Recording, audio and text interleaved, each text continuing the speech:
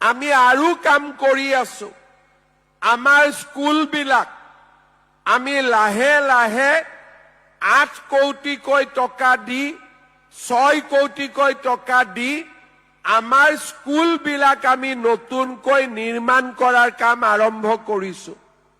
চাহ বাগিচাত লৰা ছোৱালীয়ে যাতে পঢ়িব পাৰে আমি চাহ বাগিচাত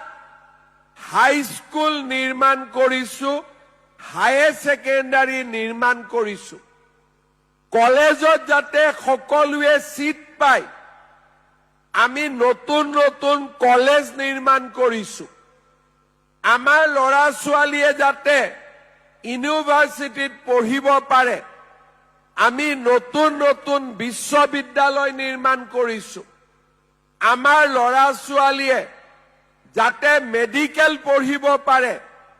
আমি অসমত 25খন মেডিকেল কলেজ বনাই আছো 15খন হৈ গল ইঞ্জিনিয়াৰিং কলেজ কৰি আছো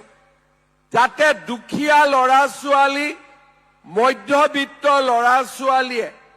সকলোৱে নিজৰ সপোনবিলাক পূৰণ কৰিব পাৰে এতিয়া বহুতে কয় যে পঢ়া শুনা কৰি আমি কি কৰিম আমি কি কৰিছো যে পঢ়া শুনা কৰাৰ পিছত আমি লৰা ছোৱালীক মেৰিটৰ ভিত্তিত চৰকাৰী চাকৰি দিছো আজি আমাৰ অসমত তোমালোকে দুদিন পিছত স্কুলত পঢ়িবা সেমি কণ্ডাক্টৰ চিপছ আমি নতুন নতুন উদ্যোগ আনিছো অসমতে আমি মোবাইল ফোন নিৰ্মাণ কৰা কাৰখানা খুলিব খুজিছো আমি অসমতে আমি বাহৰ পৰা এৰোপ্লেনত উৰিব পৰা তেল নিৰ্মাণ কৰাৰ ধৰণৰ আমি নতুন নতুন উদ্যোগ স্থাপন কৰিব খুজিছো কাম আৰম্ভ হৈ গৈছে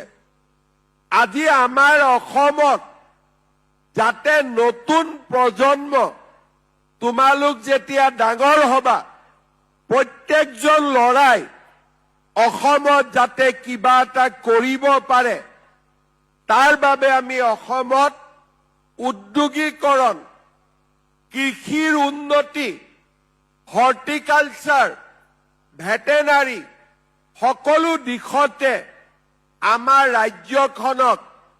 আমি আগুৱাই লৈ যোৱাৰ পৰিকল্পনা কৰিছো